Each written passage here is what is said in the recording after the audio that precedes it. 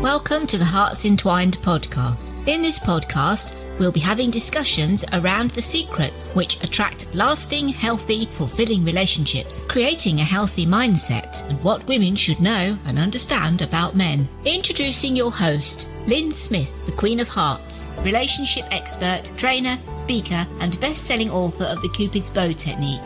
Lyn's mission is to have a positive impact in reducing divorce, domestic violence, and suicide.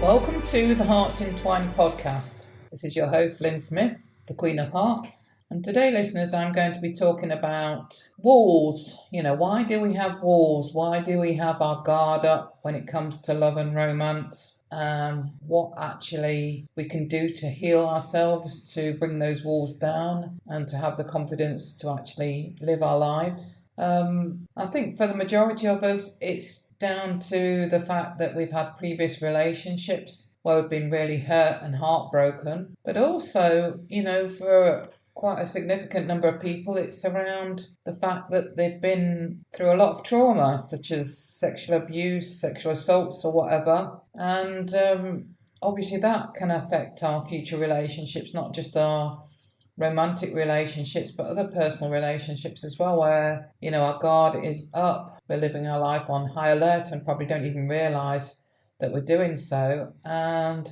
we're wanting to protect ourselves. So what do we do to start that healing process? What can we do to start to bring those walls down and stop living our lives from a place of fear? And I just wanted to read you something that I posted in one of the support groups I manage around being more than. And I wanted to remind you that you are more than. And this is just a reminder to all you beautiful women out there, and I know I have some guys that listen to the the podcast, so I include you in this as well. But I do know my majority audience is women, so I just want you to know that you're so much more than your body. You're so much more than your skin. You're so much more than your feelings. You're so much more than your experiences. You're so much more than your mind. You survive because there is a bigger part of you that knows you have a bigger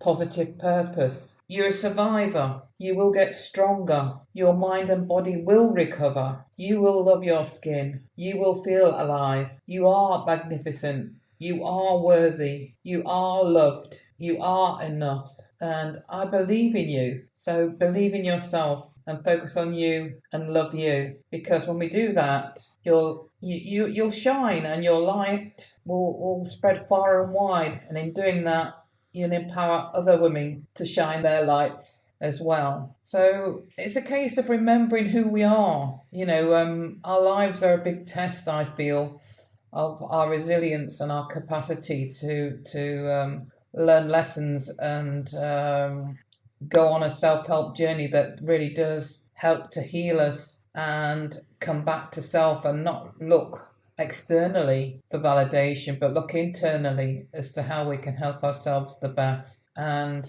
it really is an inner wise game when it comes to mastering our lives.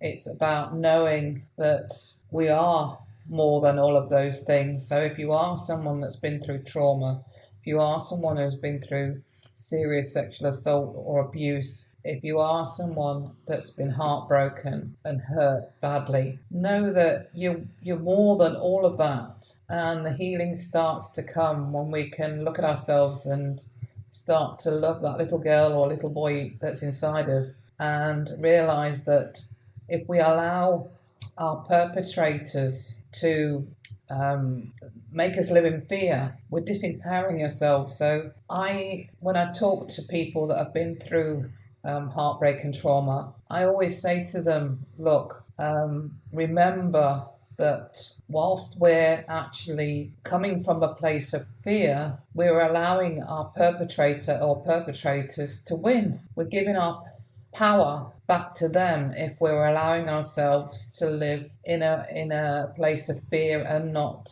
a place of power. And why would we want to do that? why? Why would we want to do that? So it's realizing we can have the power back. And if we trust that, whether it's your higher power, the universe, God, whatever your belief is in that context, that power will meter out its own justice on our perpetrators in their lifetime, and believe in karma, and that the perpetrator or perpetrators will reap what they sow, regardless of whether that's through the legal system or not, then that allows us to be free and liberated and live a successful life. So I always feel it's very powerful to have that belief that the universe, higher power, God, whatever your belief, will meter out its own justice to the people that have done us wrong. So believe that and know that, and then you can live your life in a way that's not going to be affected by giving your power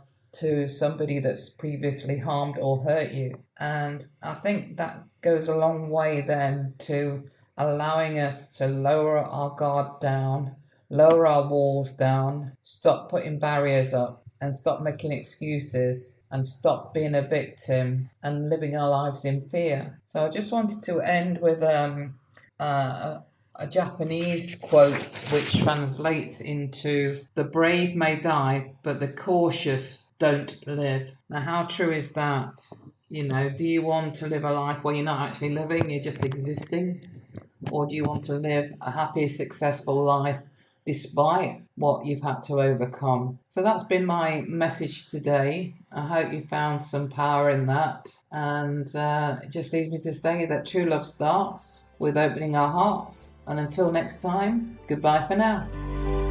Thanks for listening to the Hearts Entwined podcast.